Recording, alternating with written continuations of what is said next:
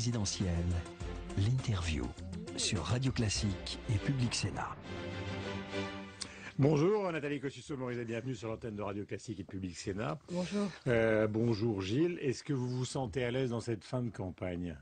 Bah écoutez, oui, comme dans le début de campagne, d'ailleurs on est très constant entre le début et la fin de campagne, nous.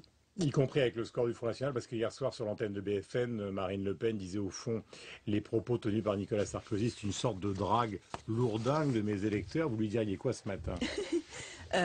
Drague lourdingue entre guillemets. Oui, c'est une citation. Mes électeurs, ça veut dire quoi? C'est les Français. Ce sont les Français qui votent. Les électeurs, ils appartiennent à personne. On n'est pas propriétaire de ces électeurs. Nicolas Sarkozy, dans cet entre-deux tours, comme avant le premier tour, s'adresse à tous les Français. Vous savez, il est très constant là-dessus.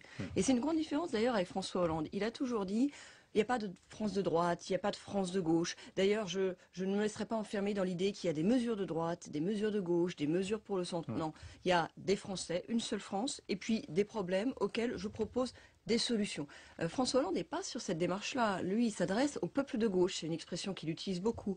Il négocie d'ailleurs à l'intérieur de la gauche des accords de parti. Bref, il est dans un enfermement idéologique, dans un enfermement de parti qui n'est pas le nôtre. Alors nous, on n'a pas besoin de changer. Dans l'entre-deux tours, on parle à tous les Français comme on parlait à tous les Français. Et vous savez que dans la droite classique, ce débat existe depuis le début des années 80. On se souvient des phrases de Michel Noir. Maintenant, vous avez Chantal Joanneau, puis un certain nombre de gens dans votre camp qui ne le disent pas tout haut, mais qui n'en pensent pas moins tout bas et qui pensent que finalement, dans la perspective, par exemple, de duel entre le Parti Socialiste ou le Front National, ils voteront socialiste au deuxième tour des législatives. Il y a deux choses différentes. Il y a les accords de parti. Ça, c'est quelque chose qu'on laisse à la gauche. François Hollande a passé accord avec les Verts. Là, ils sont en train manifestement de négocier un accord législatif avec Mélenchon. En tout cas, c'est ce que dit ou ce qu'annonce Benoît Hamon. Il est aussi dans un accord avec Chevènement, avec d'autres. Ils font des accords de parti.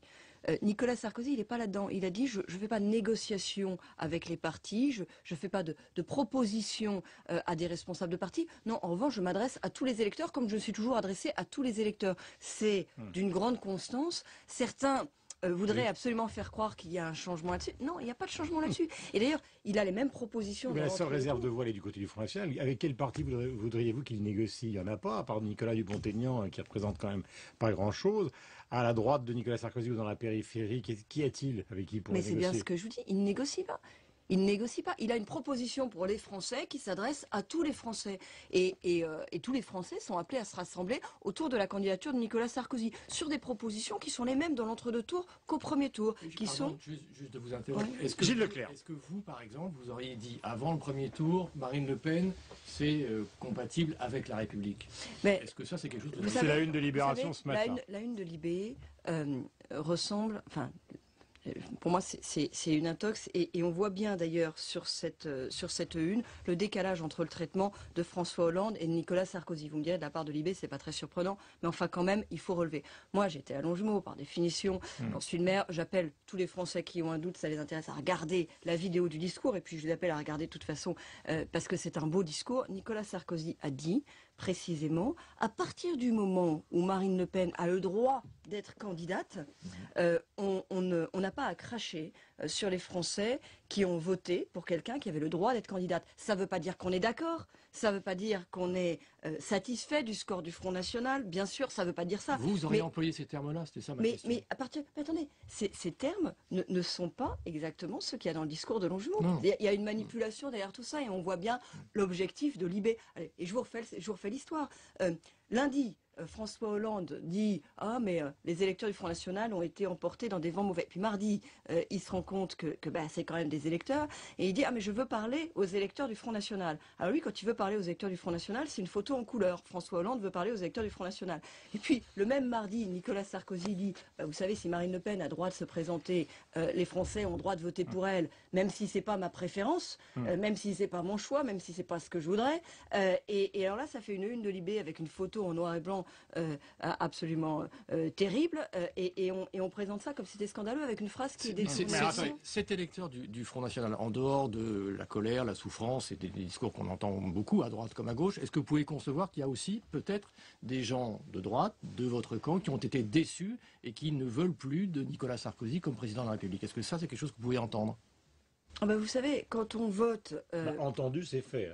Mais quand on vote au premier tour pour un autre candidat que celui qui est manifestement le leader et en position pour être au deuxième tour, oui, c'est qu'on veut faire passer un message. Les électeurs qui ont voté pour Mélenchon au premier tour, ils ont aussi voulu faire passer le message qu'en fait, ils n'avaient pas envie de voter pour Hollande, qu'ils se sentaient probablement plutôt de gauche, qu'ils avaient envie de changements radicaux et qu'ils n'avaient pas envie de voter pour Hollande. Mais bien sûr, et d'ailleurs, c'est un message qu'on entend, naturellement, on l'entend, on n'est pas autiste, on regarde ce qu'il y a dans le score, le vrai score d'ailleurs, plutôt que dans les sondages. Parce que ceux-là, si c'est exact, il n'y a pas de raison tellement qu'ils votent plus au deuxième tour Nicolas Sarkozy, ils peuvent aussi rester chez eux. Au premier tour, on sélectionne 2 candidats. On a un très grand choix, on sélectionne 2 candidats. Et les Français ont clairement sélectionné Nicolas Sarkozy et François Hollande. Mais ils n'ont pas choisi entre Nicolas Sarkozy et François Hollande. Et d'ailleurs, ils les ont mis, contrairement à ce qui était annoncé par les uns et les autres, dans un mouchoir de poche.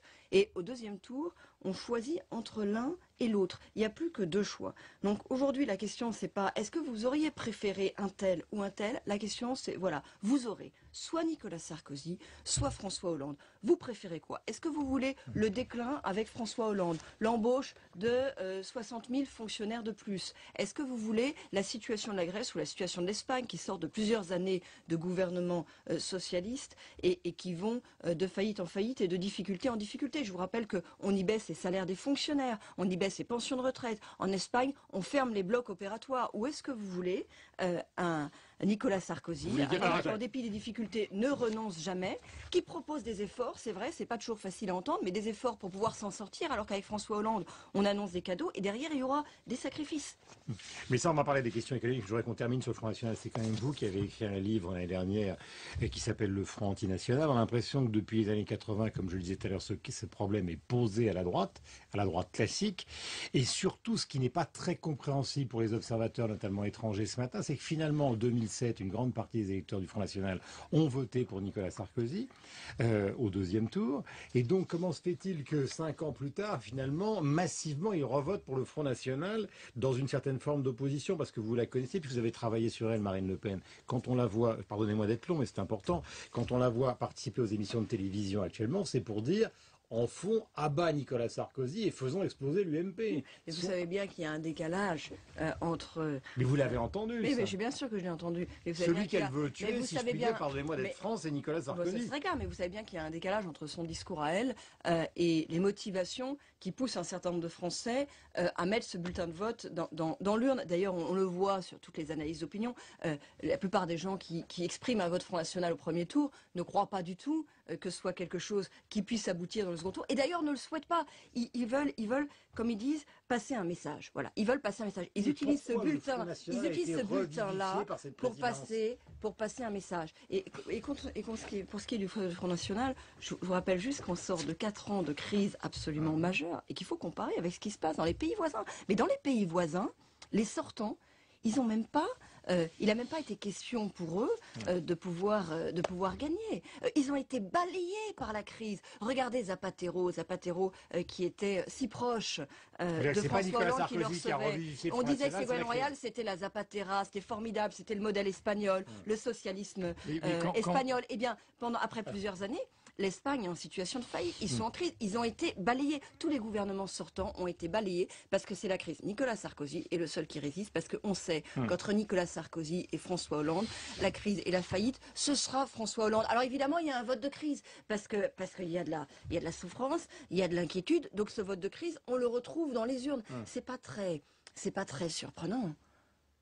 Donc c'est la crise qui a fait remonter le Front National à 20% alors qu'il était descendu en 2007. D'abord à 18, c'est-à-dire qu'il y a eu là aussi une manip des... Oui, mais attendez. Non, mais vous avez raison. Les commentaires ont été faits sur des scores qui n'étaient finalement pas la réalité. Mais oui, évidemment, il y a un effet crise, on le sait bien. Bon. On traverse un moment extrêmement difficile pour le pays, pour l'Europe, pour le monde. Je voudrais qu'on vienne sur les questions qui sont les questions économiques, parce qu'effectivement, il y a beaucoup de sujets ce matin. Vous venez de dire il y a quelques instants, finalement, si les socialistes arrivent au pouvoir, on va fermer les blocs opératoires comme en Espagne. Est-ce que vous, qui êtes quand même une femme sophistiquée, on peut tenir ce genre d'arguments qui sont quand même des arguments... Mais Guillaume, attendez, je viens de dire précisément... En Espagne, ils ont eu 7 ans de gouvernement socialiste. On présentait l'Espagne comme un modèle à travers l'Europe. Moi, je m'en souviens. C'était le miracle espagnol. C'était formidable. Ils avaient une croissance de leur économie. Ils inventaient une nouvelle société. Il fallait absolument aller faire un bout d'études en Espagne. Enfin, l'Espagne, c'était l'Eldorado. Il se passait quelque chose. L'Espagne, c'était le nouveau modèle européen. Bon, et ben après 7 ans de socialisme-là, c'est vrai, ils baissent les pensions, ils baissent les retraites, ils ferment les blocs opératoires. C'est une réalité. Et Des Espagnols. ah ben l'Espagnol, mais c'est la réalité de l'Espagne. Et moi, ce que je dis avec la France, c'est que la voie qui consiste à promettre plein de cadeaux à tout le monde, des cadeaux différents selon les auditoires, ça c'est la technique François Hollande. On découpe les Français en clientèle, on leur promet à chacun ce qu'ils ont envie d'entendre. Vous aurez 25% d'allocation de rentrée scolaire en plus. Vous allez voir, ça va être formidable. On va bloquer les prix du pétrole pendant 3 mois. On ne sait pas ce qui se passera après 3 mois. Que ces choses-là, ça fait pas... Vous savez ce qu'il disait? C'est Audiard qui disait les bêtises, c'est comme les impôts, on finit toujours par les payer. Et ben, on entend des discours agréables à l'oreille où on vous promet plein de cadeaux et derrière, tout le monde paye. Les Espagnols, ils sont en train de payer. Et ils payent durement. Alors, nous sommes en direct avec NKM ce matin. On a presque l'impression que la crise est en train de rattraper la campagne électorale, et j'ai envie de dire un peu cyniquement, pardon de vous caricaturer un peu, mais que cette crise a l'air presque de vous faire un peu plaisir, ou en tout cas de servir votre candidat. Alors c'est sans doute, ça ne fait pas plaisir à la France et aux Français, mais au fond, vous avez l'air de dire qu'avec Hollande, la crise étant là, ça sera une crise encore pire. Est-ce que c'est responsable? Ce qui est clair, c'est qu'il y a une différence d'attitude entre François Hollande et Nicolas Sarkozy vis-à-vis de la crise. François Hollande, il est dans le déni de crise. Vous ne trouvez pas le mot crise dans son discours? Mais pourquoi? Parce qu'il y a le mot équilibre des comptes, quand même. Non, parce que oui, mais vous comme objectif. Vous ne trouvez pas le mot effort? Oui, mais l'objectif, c'est bien. Je veux dire, on peut tous en dire et en chanter. Vous ne trouvez pas le mot crise parce que vous ne trouvez pas le mot effort. Parce qu'il ne veut pas mettre le mot effort. Il ne veut pas dire aux Français qu'il va falloir faire des efforts. Mais vous savez quoi? Quand on est en situation de crise et qu'il faut faire des efforts, si on ne veut pas le dire et si on ne veut pas le faire, eh ben on fait des cadeaux. Et derrière, c'est pas des efforts qu'il faut faire, c'est des sacrifices. Les sacrifices, c'est quand on n'a plus le choix. C'est ça la différence entre l'effort et le sacrifice. Nicolas Sarkozy, il dit, il y a la crise. On a commencé les efforts. La réforme des retraites, c'est pas facile. La réforme des retraites, dire aux gens, vous allez travailler plus longtemps pour pas gagner plus. Franchement, c'est pas facile. Mais ça permet de dire, aujourd'hui, on a sauvé les retraites. Et si moi, Nicolas Sarkozy, je suis élu, eh bien les retraites, elles seront plus payées au 8 du mois, comme c'est le cas aujourd'hui, mais au 1er du mois. Parce qu'en fait, le loyer, on le paye au 1er du mois. La retraite, elle est payée seulement au 8. Ça veut dire que l'État se fait de la trésorerie sur le dos des retraités. Mais ça, on peut le proposer, on peut le faire, parce qu'on a fait des efforts, parce qu'on a été ferme, parce qu'on a sauvé le système des retraites. C'est ça, pour moi, toute la valeur ajoutée aussi de ce discours, qui est un discours non pas seulement d'effort, de dire ça va être dur, mais on fait des efforts pour pouvoir s'en sortir et pour pouvoir proposer aux Français d'être le lieu d'invention des nouveaux emplois, du nouveau modèle économique, d'une nouvelle société aussi. On peut être le pays qui invente le rebond pour sortir de la crise. Mais pour ça, il faut accepter de regarder la crise en face. Ce que les socialistes ne veulent pas faire. Parce qu'ils veulent proposer, par exemple, aucune mesure de réduction de dépenses. Moi, j'étais frappée. Avant le premier tour, on a fait, vous savez, une soirée électorale. Il y avait les 10 candidats ou leurs représentants. C'était sur France 2. Et Yves Calvi a posé la même question à tous les candidats. Quels seraient vos efforts pour réduire le déficit? Mais vous savez quoi? C'était Jean-Marc Ayrault qui représentait François Hollande. Il a répondu rien. Il n'y avait rien. La gauche ne répondait rien. Il ne proposait aucune mesure. Rien. Et puis il y avait même un candidat de gauche qui disait nous c'est simple, on propose de ne pas rembourser la dette. Bah oui, ça c'est une solution, on peut aussi faire la guerre au monde.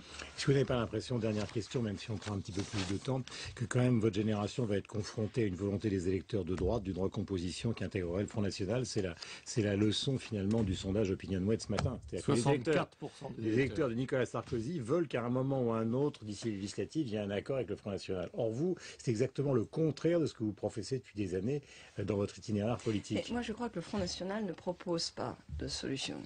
Mais ils le veulent, les électeurs. Je comprends. Ouais. Mais vous savez, des sondages, on peut en faire avec des angles complètement différents. La question, c'est aujourd'hui, celle qui est posée pour le deuxième tour de l'élection présidentielle, c'est qu'est-ce qu'ils veulent comme politique? Est-ce qu'ils veulent le droit de vote des étrangers aux élections locales?